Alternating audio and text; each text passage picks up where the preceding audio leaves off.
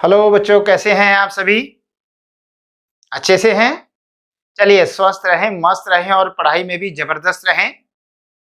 मैं Hero Singh Rawat, PGT in commerce, department of school education Haryana, EDUSAT broadcasting के माध्यम से इन दिनों 12वीं कक्षा के अकाउंटेंसी विषय में हम चर्चा कर रहे हैं financial statements of not for profit organisation.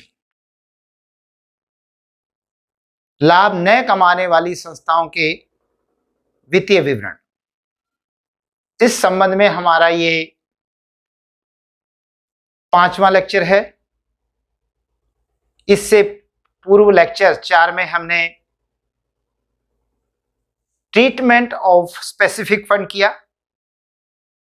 उससे पहले वाले लेक्चर में सब्सक्रिप्शन का एडजस्टमेंट किया और आज हम एक फुल फ्लैज क्वेश्चन करने जा रहे हैं जिसमें opening balance sheet, closing balance sheet और इनकम एंड एक्सपेंडिचर कैसे बनाया जाता है बड़े अच्छे से आज करेंगे। इसको कोशिश करेंगे कि हर बच्चे को ये आसानी से समझ में आ जाए। तो चलिए स्टार्ट करते हैं।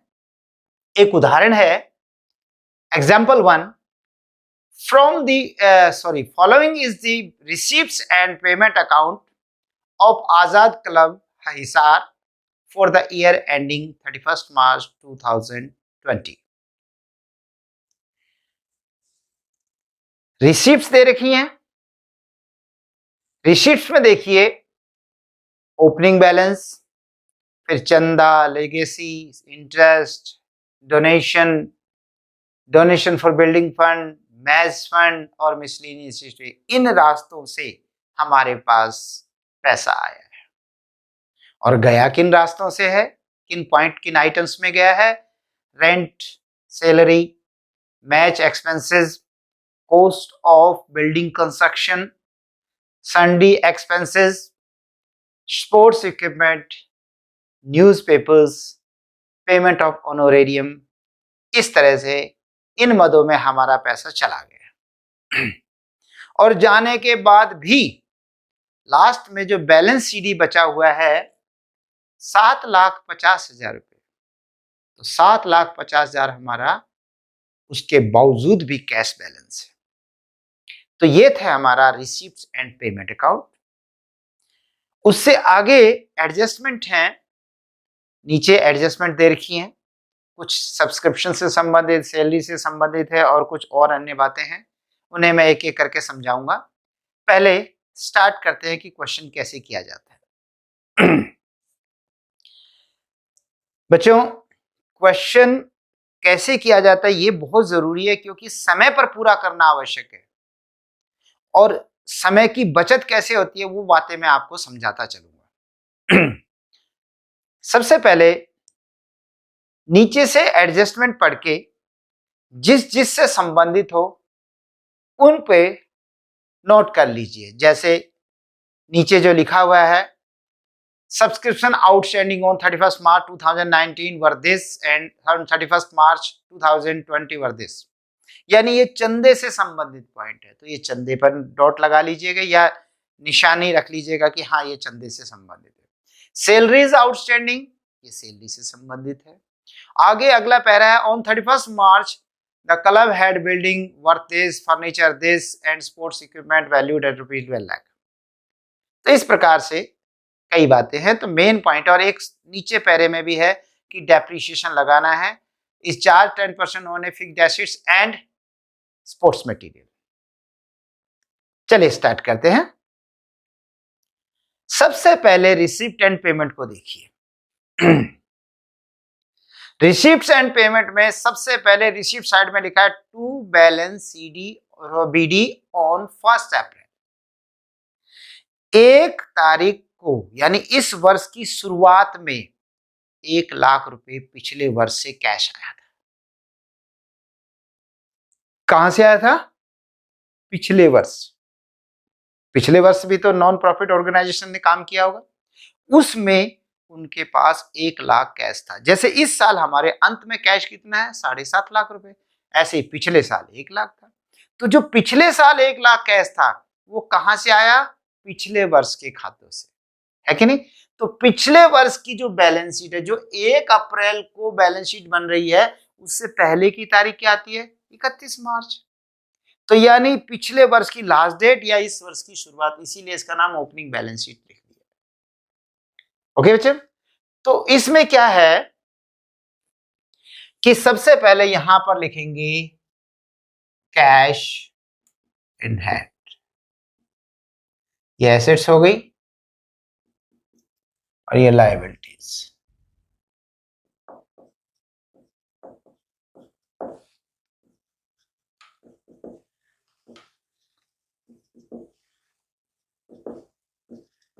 ओके तो कैश इन हैंड 1 लाख रुपए है, तो यहां लिखेंगे 1 लाख। Please cash 1 lakh. देखते रहिए कैसे अटेम्प्ट करते हैं।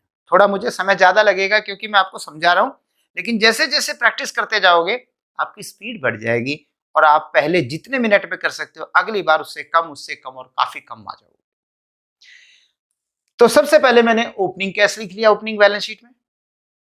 फिर आखिरी कैश देखिए, वो आखिरी बैलेंस शीट में 31 मार्च 20 की बैलेंस शीट में लिखें कितना कैश है? 7,50,000 रुपए। तो यहां पे लिखेंगे कैश इन हैंड 7,50,000। ओके बच्चों, 7,50,000। ये मैंने थोड़ा जगह की कमी थी इस वजह से बनाया कि यहां ओपनिंग बैलेंस शीट या क्लोजिंग। अदरवाइज आप जब एग्जाम में करोगे पहले ओपनिंग बैलेंस शीट बनाओगे, फिर इनकम एंड एक्सपेंडिचर, उसके बाद ये बैलेंस शीट। अब हम पॉइंट ध्यान करते चले। रिसीप्ट साइड में सबसे पहला पॉइंट क्या है? सब्सक्रिप्शन। अगर मैं नीचे के पॉइंट एडजस्टमेंट छोड़ दूं तो क्या मतलब निकला? मुझे चंदा 2 लाख रुपए मिला है। मैंने एक बार आपको एक मटका भी बना के दिखाया था जिसमें इस साल का चंदा, पिछले वर्ष का यदि कोई चंदा मिला हो, अगले वर्ष का कोई चंदा यदि मिला हो, तो तीनों चंदे इसमें थे। अगर मैं मानू पीछे का भी नहीं है आगे का भी नहीं है, तो कुल मिला के जो 2 लाख रुपए चंदा मिला वो इसी वर्ष का है। तो यदि इस वर्ष का है तो इनकम में, क्योंकि ये रेगुलर है, तो इसको यहां लिखेंगे by subscription 2 lakh. Okay, 2 lakh रुपए चंदा है। क्या मान के चला? सारा इस वर्ष का है, कुल मिला के 2 लाख मिला है। लेकिन अब नीचे पॉइंट्स पढ़ते हैं। पॉइंट्स में लिखा है subscription outstanding on 31 March 2019 worth 20,000 and on 31 March 2020 worth 30,000।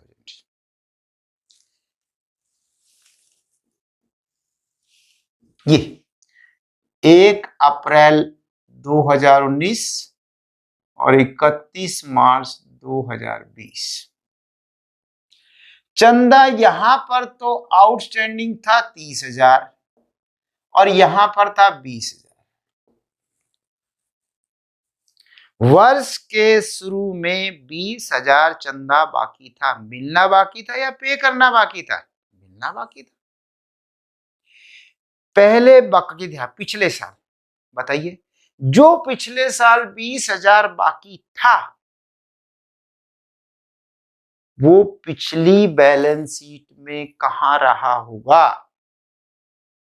अगर वो चंदा हमें मिलना बाकी था तो हमारे लिए एसेट्स था, और अगर वो चंदा हमने देना था तो हमारे लिए लायबिलिटी था।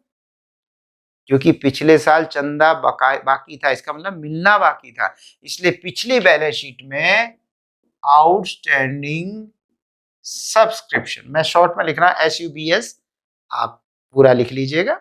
सब्सक्रिप्शन, आउटस्टैंडिंग सब्सक्रिप्शन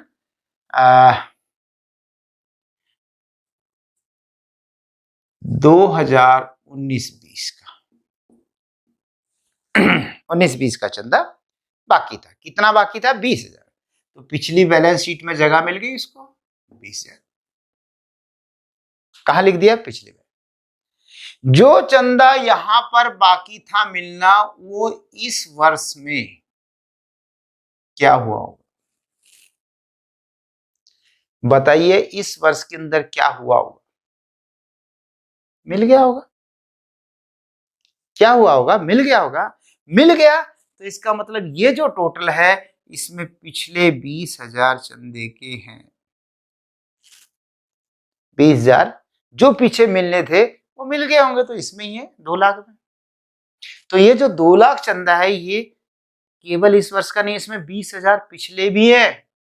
इसलिए 20 क्योंकि पिछले हैं, इस साल की इनकम तो नहीं है, तो इसे लेस करना पड़ेगा।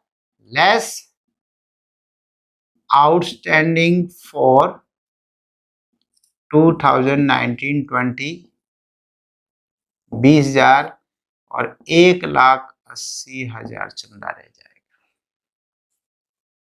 तो क्या ट्रीटमेंट किया? पिछली बैलेंस शीट में एसेट्स, और क्योंकि अब तक मिल चुका होगा इसलिए उसे इसमें रखा होगा। ठीक है, इसमें से लेस कर दिया गया। उससे आगे और कहता है 31 मार्च 2020 को 30,000 रुपए चंदा बाकी था।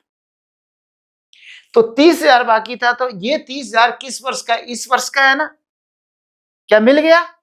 यदि मिल गया होता तो इसमें होता, कहता है नहीं मिला नहीं है, तो 30,000 इस टोटल में है ही नहीं, जबकि वो इसी वर्ष का है, इसलिए 30 को इसमें टोटल जोड़ेंगे। इनकम तो तभी टोटल बनेगी, इसमें जोड़ेंगे add outstanding subscription for on 31 March 2020।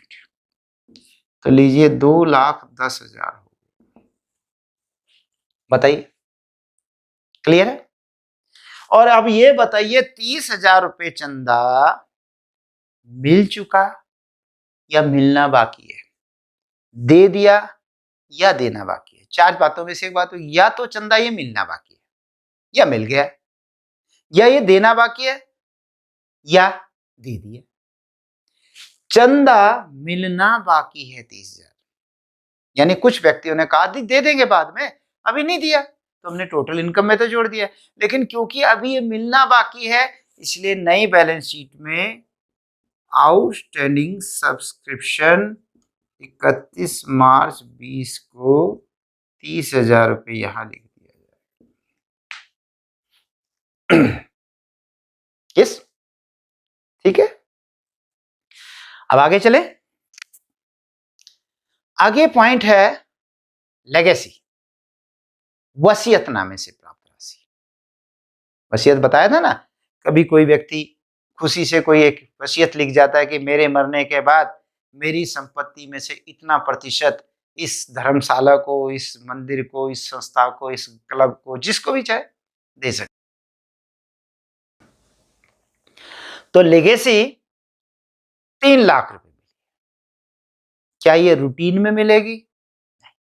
कभी कभी कोई व्यक्ति ऐसे देता है, इसलिए रेगुलर इनकम ना मानते हुए इसको क्लोजिंग बैलेंस शीट में आप लिखेंगे लेगेसी 3 लाख। ओके, 3 लाख रुपए लेगेसी हो गया। उसके बाद है इंटरेस्ट 10,000 रुपए। ये तो लिखा नहीं किस पे, सिंपल ही इंटरेस्ट है, तो ये इंटरेस्ट हर साल मिलता रहेगा, तो मिलता रहेगा तो इसलिए इनकम है, इसलिए यहां पे इनकम साइड में बाय इंटरेस्ट 10,000। बोलिए क्लियर है? उसके बाद है डोनेशन, दान की राशि मिली है हमें 1 लाख। 2 तरह के डोनेशन थे, एक जनरल एक स्पेसिफिक। स्पेसिफिक तो छोटी राशि हो बड़ी राशि हो स्पेसिफिक ही रहता है, लेकिन जनरल डोनेशन जो होता है वो राशि के हिसाब से देखा जाता है। राशि छोटी है या नॉर्मल है, सामान्य है तो सामान्य है, लेकिन राशि एबनॉर्मल है, बहुत ज्यादा है, सामान्य से ज्यादा नजर आ रही है, तो एबनॉर्मल मानते हुए उसे भी स्पेसिफिक की श्रेणी में लेके लायबिलिटी साइड में दिखाते हैं। लेकिन यहाँ पे तो 1 लाख चंदा आया है और बाकी फिगर भी देखिए 1 लाख 2 लाख 3 लाख 5 लाख, इसका मतलब कोई ज्यादा ऐसा नहीं लग रहा कि बड़ी रकम है, नॉर्मल ही। तो डोनेशन जो मिला है वो सामान्य है, और सामान्य डोनेशन होने के नाते ऐसा हर साल मिलता रहेगा, इसलिए इनकम में लिखेंगे बाय डोनेशन 1,00,000। ओके, 1,00,000 रुपए डोनेशन। उसके बाद है डोनेशन फॉर बिल्डिंग फंड।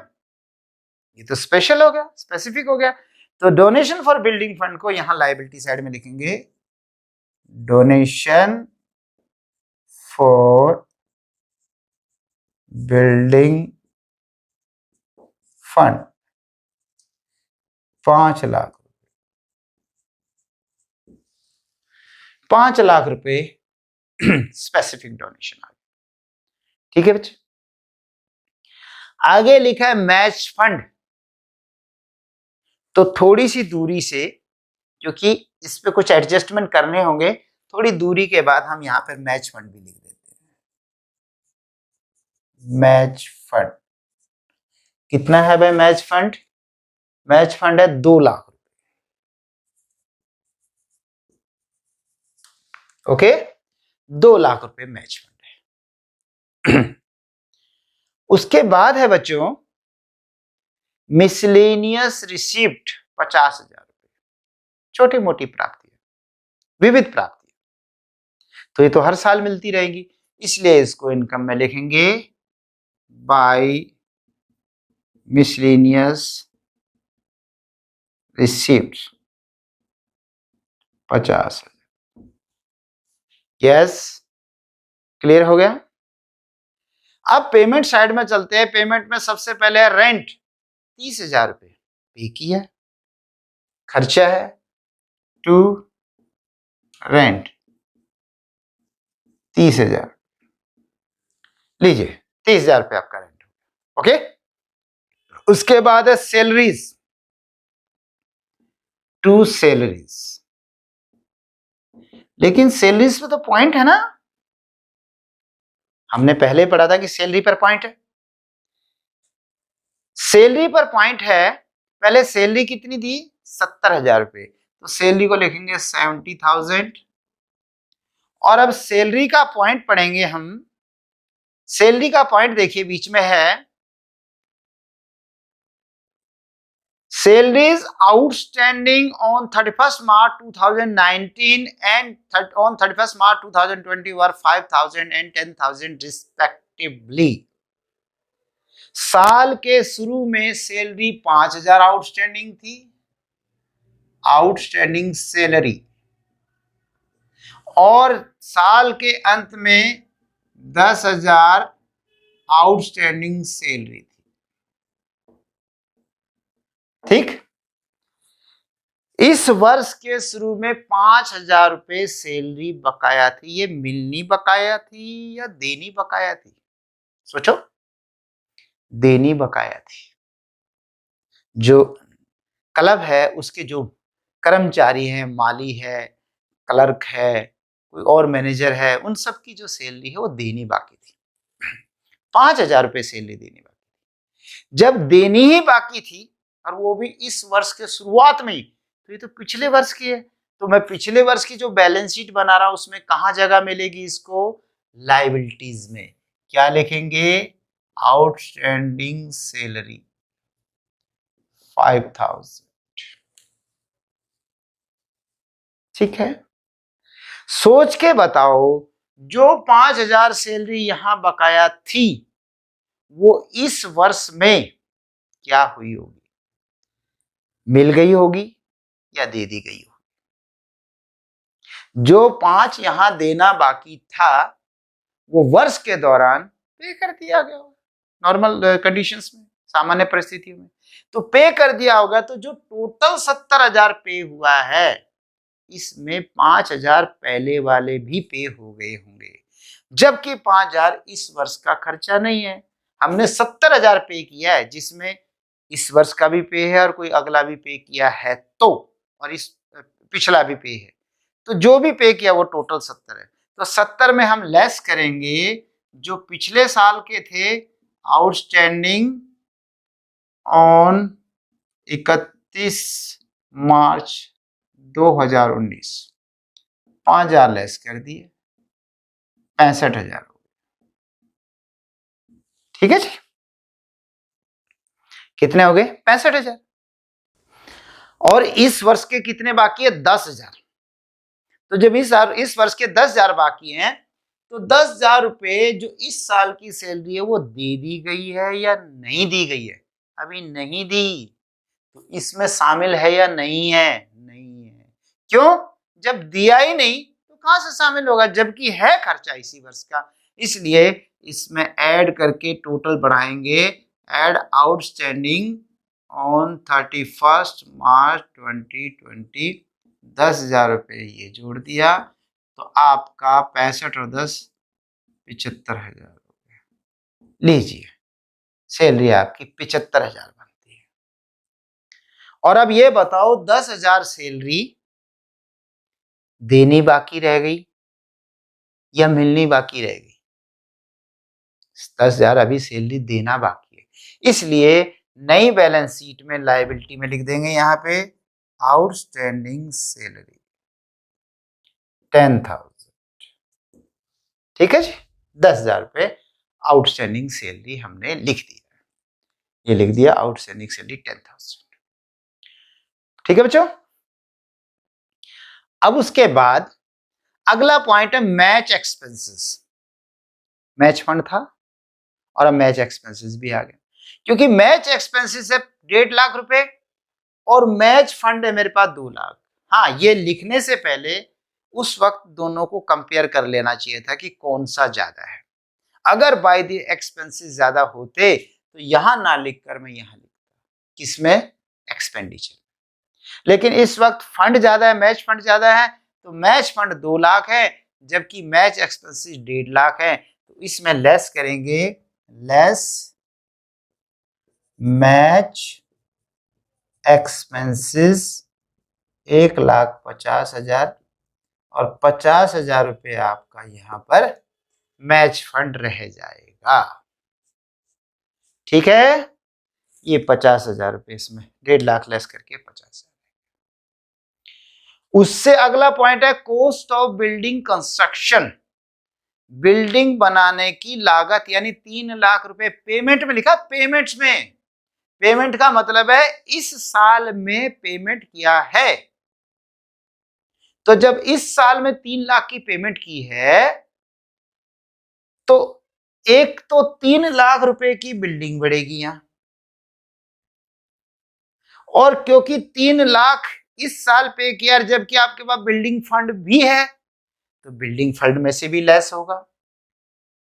लेकिन बच्चों थोड़ा सा आपको एक बार पिछले नीचे जो एडजस्टमेंट है उनमें देखिए, एक पैरे में लिखा है बीच में, ऑन 31 मार्च 2019, इस साल की शुरुआत में द क्लब हैड, क्लब के पास था, building worth 10 lakh, building 10 lakh की थी।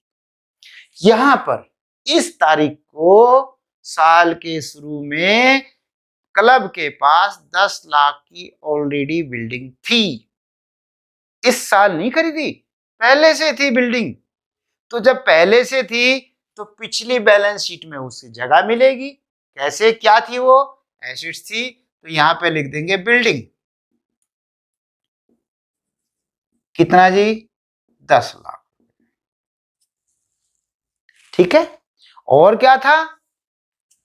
फर्नीचर ₹50,000, 50 फर्नीचर 50,000 का था, तो ये लीजिए पिछली बैलेंस शीट में हम फर्नीचर भी लिख देंगे।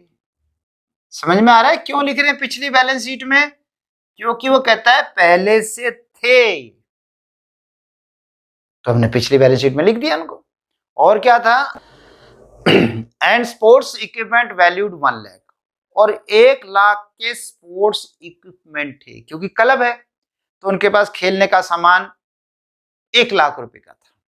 तो पिछली बैलेंस शीट में स्पोर्ट्स मटेरियल या इक्विपमेंट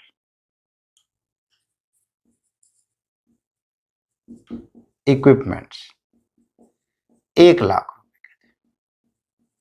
लीजिए 1 लाख रुपए के स्पोर्ट्स इक्विपमेंट थे। ठीक है बच्चों। और क्या था? बस यही था।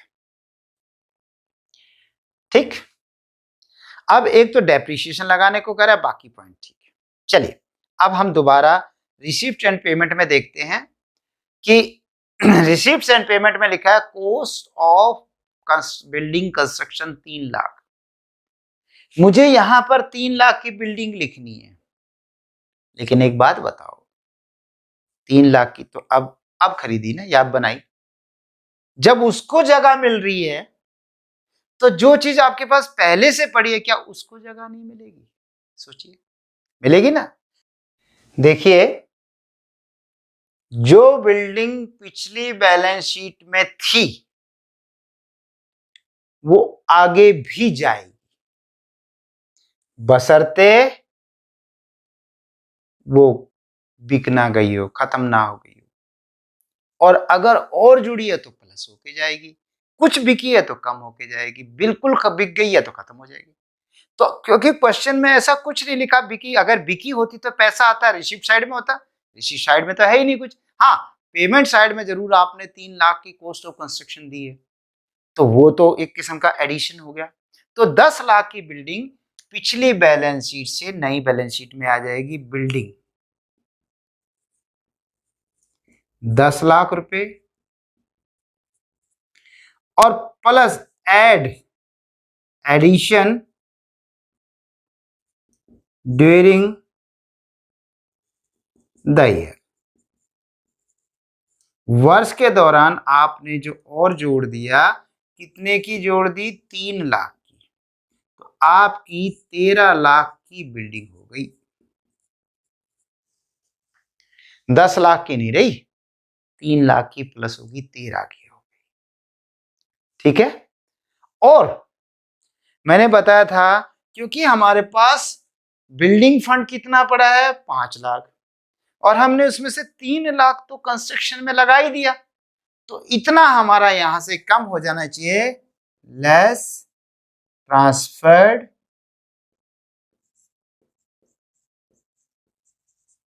टू कैपिटल फंड 3 लाख रुपए, तो 2 लाख रुपए का आपका बिल्डिंग फंड रहेगा। ठीक है बच्चे। और नीचे जो कैपिटल फंड आएगा, अभी मुझे नहीं पता कितना आएगा, अभी उसके लिए जगह छोड़ देता हूं, फिर उसके बाद एक सरप्लस के लिए जगह छोड़ देता हूं, और उसके बाद जो ले इसके बाद लिख देता हूं इसको transferred from building fund, transferred from building fund.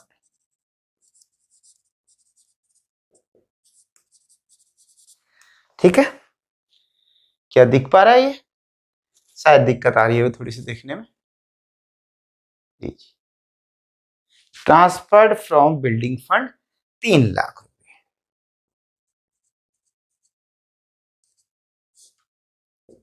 ठीक है, जो आएगा बाद में यहां पर जगह आ जाएगी। आगे लिखा है सन्ड्री एक्सपेंसेस, विविध खर्चे, छोटे मोटे खर्चे। तो खर्चे हैं तो खर्चों में आ जाएंगे, टू सन्ड्री एक्सपेंसेस। ठीक है बच्चे, टू सन्ड्री एक्सपेंसेस 60,000। उसके बाद स्पोर्ट्स इक्विपमेंट, स्पोर्ट का सामान खरीदा, वो भी आपने 60,000। हाँ, एक पॉइंट रह गया डेप्रिसिएशन का, वो जगह मैंने छोड़ी हुई है। चलिए थोड़ी सी दूरी पे, ये जो स्पोर्ट्स इक्विपमेंट है पहले 1 लाख के थे और 60,000 के इस साल खरीद लिए, तो दोनों के दोनों नई बैलेंस शीट में जगह पाएंगे स्पोर्ट्स इक्विपमेंट। कितने के? 1 लाख रुपए के, और प्लस एडिशन जोड़ दिया, और कितना जोड़ा? 60,000 का, कुल मिला के 1,60,000 के हो गए। इस पर भी डेप्रिसिएशन करना है मुझे, एक इस पर डेप्रिसिएशन करना है, एक इस पर, एक फर्नीचर पर, इसलिए मैं थोड़ा सा रुका हूं। उसके बाद है न्यूज़पेपर्स। न्यूज़पेपर्स है 5,000 रुपए के, तो न्यूज़पेपर खर्चा है, तो यहाँ पे 2 न्यूज़ पेपर्स 5,000। ओके, एक्सपेंसेस हो गया। पेमेंट ऑफ ऑनोरेरियम, व्यवसायिक शुल्क का भुगतान। बताया था ना ऑनोरेरियम कि अपने जो हमारा संस्था है, अगर हम उससे अलावा किसी बाहर वाले व्यक्ति को कुछ पेमेंट करते हो, पेमेंट ऑफ ऑनोरेरियम होता है। जैसे कि एक हॉस्पिटल है, अगर वो बाहर के किसी डॉक्टर को बुलाते हैं तो उसे जो पेमेंट करते हैं, that is called payment of honorarium. तो यहां पर एक्सपेंसेस होगा टू पेमेंट ऑफ ऑनोरेरियम।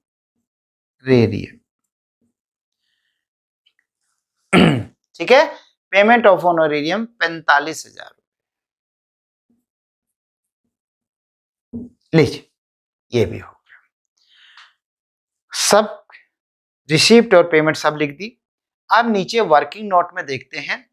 पहला हमारा आउटस्टैंडिंग सब्सक्रिप्शन का हो गया, उसके बाद सैलरीज के दोनों हो गए, और बाद में डेप्रीशिएशन रह गए हैं, और डेप्रीशिएशन तीनों पे करना है। तो लीजिए एक एक पे करता हूं।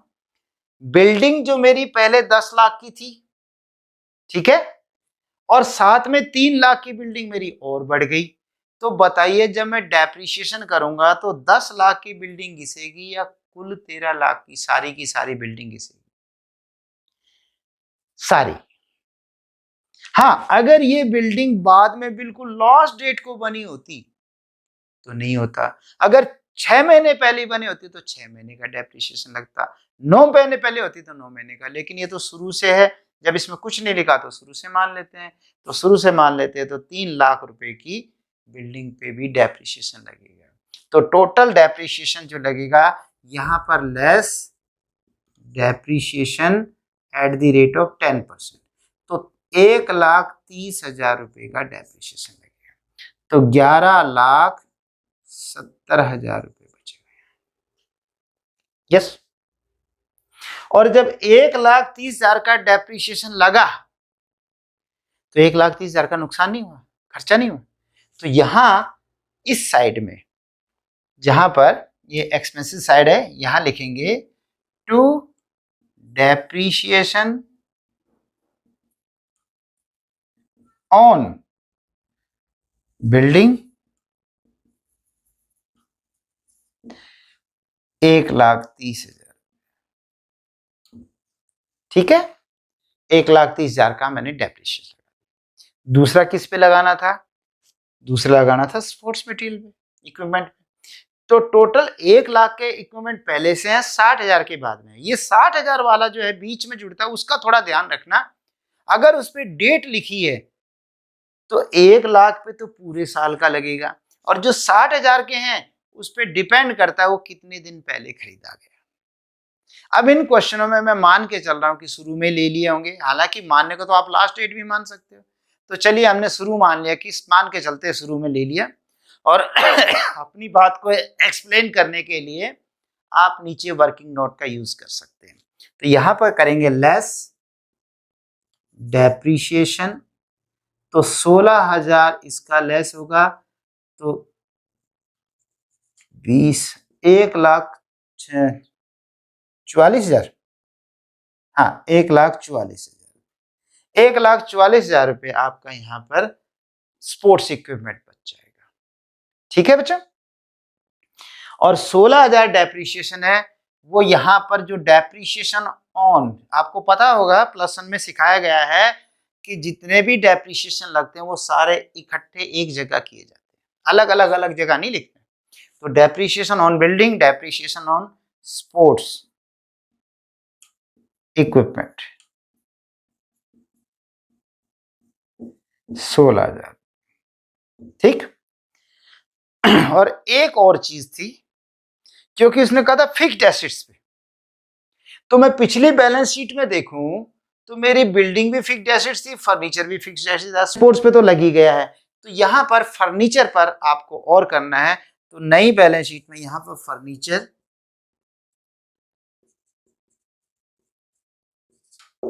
फर्नीचर आपका 50,000 का,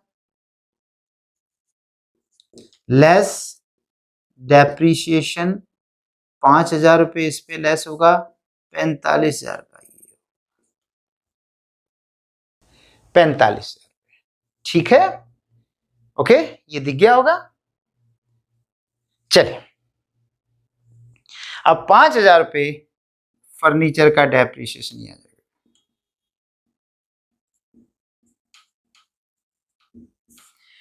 तो 16 और 5 21, 21 और 30 51, 1,51,000 रुपये आपका डेप्रीशिएशन हो गया।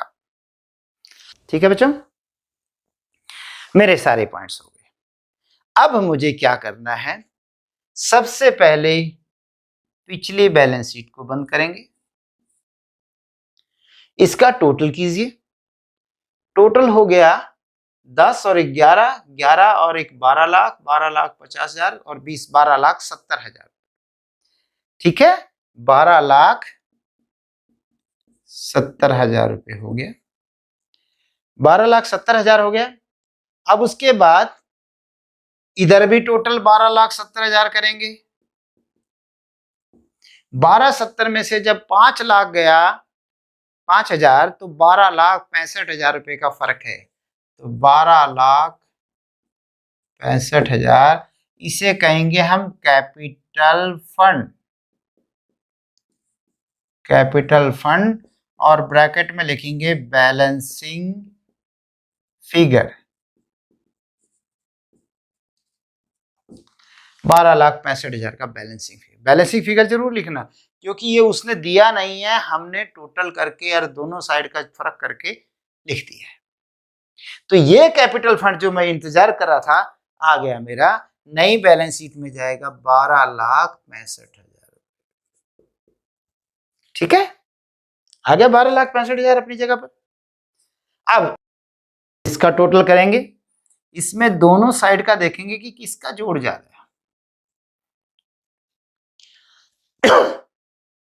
इसमें क्रेडिट साइड का जोड़ ज्यादा आ रहा है। क्रेडिट साइड का 2,10,000, 2,20,000, 3,20,000 और 3,80,000, 3,20 और 50, 3,70,000, 3,70,000 हो गया।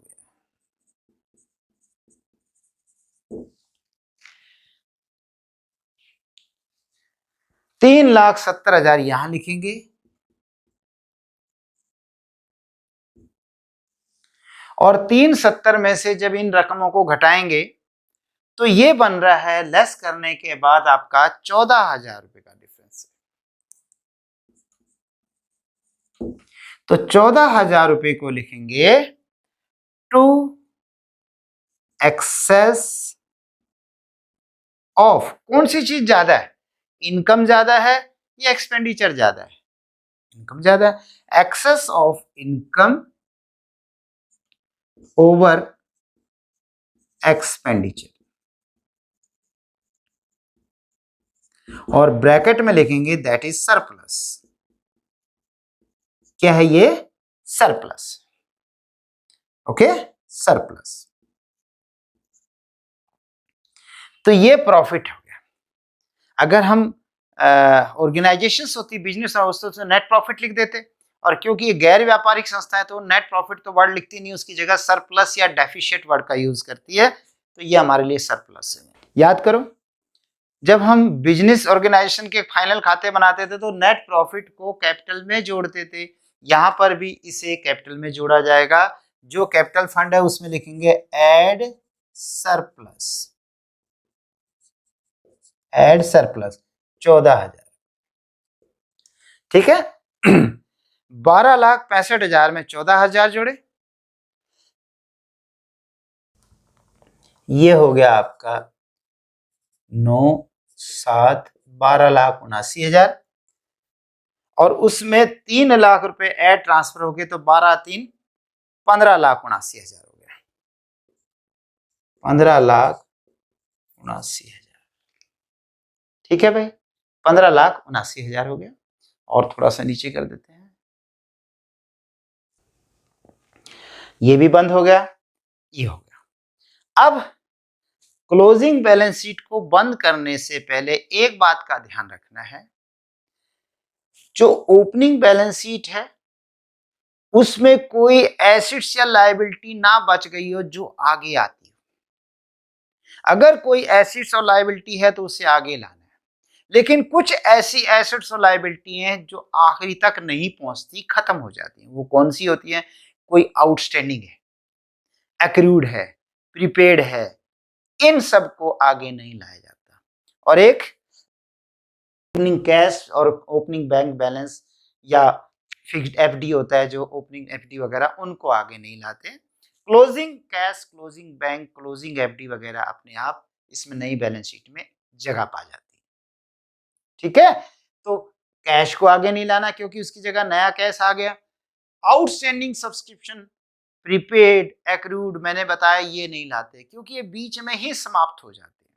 देखिए, जो यहाँ पे 20,000 रुपये बाकी था वो बीच में मिल चुका था, जो 5,000 बाकी था वो पे कर दिया गया था, हुआ कि नहीं बीच में खत्म, तो इसलिए वो खत्म हो जाते हैं। हाँ, अगर क्वेश्चन वाला कहे नहीं जी अभी भी खत्म नहीं हुआ, तब तो भाई मजबूरी है उसको आगे लाने की, अदरवाइज ये मान के चलते ये समाप्त हो जाते हैं। तो ये दोनों हो गए। उसके बाद बिल्डिंग ले जानी थी, बिल्डिंग जा चुकी। फर्नीचर लेके जाना था, ले जा चुकी। यदि ये डेप्रिसिएशन का पॉइंट ना होता तो फर्नीचर यहीं का यहीं रह जाता। तो तभी तो मैं कह रहा हूं कि चेक करना है कि कोई पॉइंट तो नहीं छूटा, कोई एसिड्स वगैरह तो नहीं छूट गई। तो फर्नीचर आगे जाना था, जा चुके। स्पोर्ट्स इक्विपमेंट आगे जाना था, जा चुके। इधर से आउटस्टैंडिंग से ली जाती नहीं है, कैपिटल फंड हमने कर दिया। तो यानी पिछली बैलेंस शीट में अब कुछ नहीं बचा जिससे आगे ले जाया जा सके। ओके, बस अब इसका टोटल कर दीजिए, इसकी दोनों साइड का टोटल कीजिए, दोनों साइड का टोटल इक्वल आएगा और ये दोनों साइड का टोटल आएगा 21,39,000, 21,39,000। ऐसे करके आपका ये खत्म हुआ। ठीक है बच्चों, समझ में आ गई बात? उम्मीद करता हूं कि आपको अच्छे से समझ में आ गया होगा। तो ये पैटर्न है काम करने का, इससे आपका समय भी बचेगा, कोई गलती होने के चांसेस बहुत कम रहेंगे। ठीक है, तो ऐसे प्रैक्टिस करिए। और वही बात है कि यदि किसी को सचिन बनना है तो कोई भी गुरुजी सचिन नहीं बना सकता, प्रैक्टिस तो करनी ही पड़ेगी। मतलब अगर आप एक्सपर्ट होना चाहते हैं तो सिर्फ मेरे पढ़ाने से या किसी और अध्यापक के पढ़ाने से आप एक्सपर्ट नहीं होंगे। हाँ, रास्ता जरूर मिला, लेकिन किसको मिला? जो रास्ते पे जाना चाहता है। तो आप लोग कीजिए, अच्छे से कीजिए, प्रैक्टिस कीजिए। हमारी मजबूरी है कि हम 1 या 2 ही क्वेश्चन करवा पाते हैं पूरे, आप उनकी अच्छे से प्रैक्टिस करें। Okay, bye bye.